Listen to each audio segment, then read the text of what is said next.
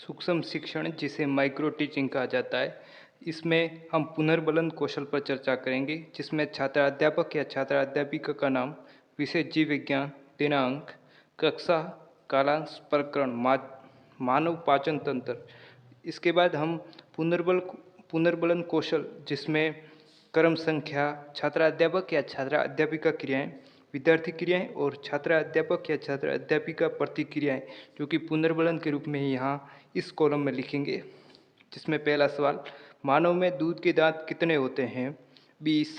इसके बाद यदि विद्यार्थी उत्तर 20 देंगे, उसके बाद छात्र अध्यापक या छात्र अध्यापिका ठीक बोलेंगे, जिससे बच्चों को पुनर्बलन मिलेगा।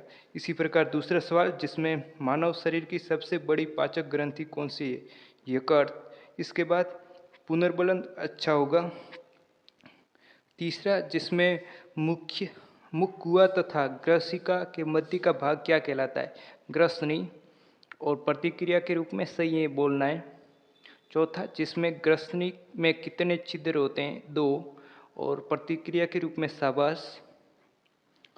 पांचवा, जिसमें मनुष्य यकृत में कुल कितनी पालियां होती है? 4 पालियां।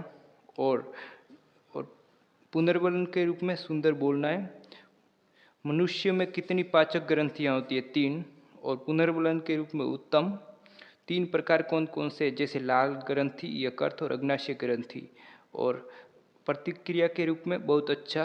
अग्नाशय रस की प्रकृति कैसी होती है? क्षारीय। जिसमें प्रतिक्रिया के रूप में अति उत्तम। मनुष्य में लार की पीएच क्या होती है? 7.2। और प्रतिक्रिया के रूप में अच्छा।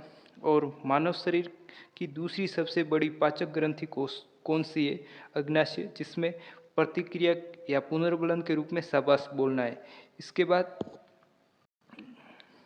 मूल्यांकन प्रपत्र, जिसमें इस प्रकार का फॉर्मेट बनाना है, जिसमें पुनर्बलन कौशल के घटक एवं टैली, जिसमें 1 से 5 तक आपको जो छात्र अध्यापक या टीचर है आपका मूल्यांकन करेंगे, वो यहाँ पर टिक के निशान लगाएंगे, जिससे आपका मूल्यांकन होगा। इसमें पुनर्बलन कौशल के घटक इस प्रकार हैं: धनात्मक शाब्दिक पुनर्बलन, धनात्मक अशाब्दिक पुनर्बलन, ऋणात्मक शाब्दिक पुनर्बलन, ऋणात्मक अशाब्दिक पुनर्बलन, विद्यार्थी के उत्तरों को दोहराना, विद्यार्थी के उत्तरों को श्यामपट्ट पर लिखना, पुनर्बलन का गलत प्रयोग, पुनर्बलनों का समुचित प्रयोग, अतिरिक्त मौखिक संकेत एवं हाव भाव द्वारा।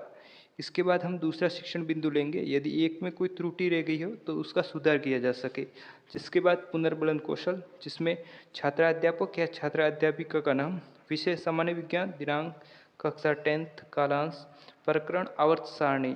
जिसके बाद इस प्रकार के कॉलम बनाने, जिसमें क्रम संख्या, छात्र अध्यापक या छात्र अध्यापिका क्रियाएं, विद्यार्थी क्रियाएं और छात्र अध्यापक या छात्र अध्यापिका प्रतिक्रिया, जिसे पुनर्बलन कहते हैं। जिसमें पहला सवाल, आवर्त सारणी किसने दी थी? मेंडलीफ ने। तो प्रतिक्रिया ठीक है या पुनर्बलन। आधुनिक आवर्त सारणी किसने दी थी? मोजले ने। प्रतिक्रिया सही है, देनी है।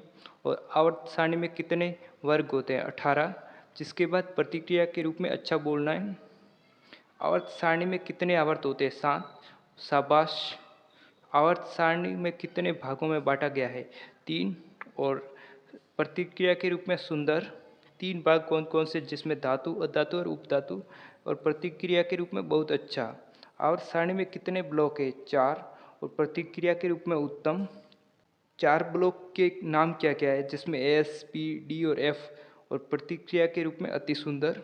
संक्रमण तत्व किस ब्लॉक के तत्व को कहते हैं? ब्लॉक डी के तत्वों को। और प्रतिक्रिया के रूप में अच्छा।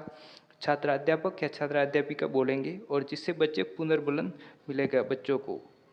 इसके बाद मूल्यांकन प्रपत्र, जिसमें पुनर्बलन कौशल के घटक लिखने हैं: धनात्मक शाब्दिक पुनर्बलन, धनात्मक अशाब्दिक पुनर्बलन, ऋणात्मक शाब्दिक पुनर्बलन, ऋणात्मक अशाब्दिक पुनर्बलन, विद्यार्थियों के उत्तरों को दोहराना, विद्यार्थियों के उत्तरों को श्यामपट्ट पर लिखना, पुनर्बलन का गलत प्रयोग, पुनर्बलनों का समुचित प्रयोग, अतिरिक्त मौखिक संकेत और हाव भाव।